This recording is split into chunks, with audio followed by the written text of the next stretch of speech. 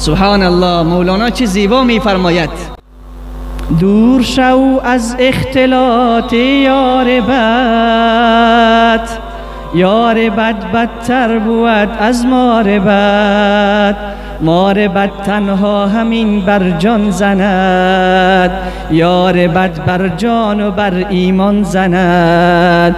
کار شیطان می کند نامش ولی، گر ولی این است لعنت بر ولی. صحبت صالح تو را صالح کند، صحبت طالح تو را طالح کند. نار خندان باغ را خندان کند، صحبت نیکاند از نیکان کند. ای فغان از یار ناجس ای فغان، هم نشین نیک جویت ای محال.